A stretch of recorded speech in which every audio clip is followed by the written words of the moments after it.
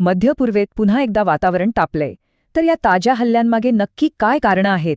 सगळीकडे एकच प्रश्न विचारला जातोय की काय मध्य पूर्वेत खरंच मोठं युद्ध सुरू होणार आहे. हे समजून घेण्यासाठी आपल्याला इराण आणि इस्रायलच्या जुन्या संघर्षाकडे बघावं लागेल. या दोन्ही देशांमधलं जे वैर आहे ना, ते काही आजचं नाही, अनेक दशकांपासून चालत आले. 1979 सालची इराणी क्रांती हा एक टर्निंग पॉइंट होता. तेव्हापासून जे मित्र होते ते कट्टर शत्रू बनले. तर आता जो तणाव वाढलाय त्यामागे 3 मुख्य कारणं आहेत. चला एक एक करून पाहूया. यातलं पहिलं आणि सगळ्यात महत्त्वाचं कारण म्हणजे इराणचा वादग्रस्त न्यूक्लिअर प्रोग्रॅम.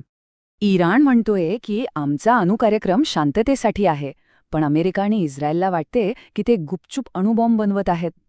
आता दुसरं कारण बघूया, ते म्हणजे इराणने ठिकठिकाणी उभे केलेले प्रॉक्सी गट.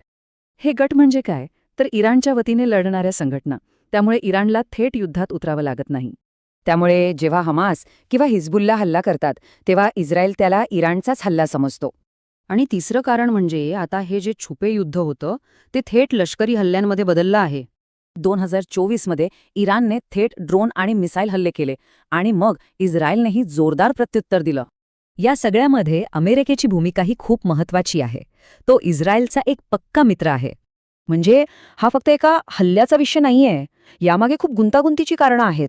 इराणचा अणुकार्यक्रम रोखणं, प्रॉक्सी गटांना कमजोर करणं आणि थेट हल्ल्यांना उत्तर देणं ही सगळी मोठी उद्दिष्ट आहेत.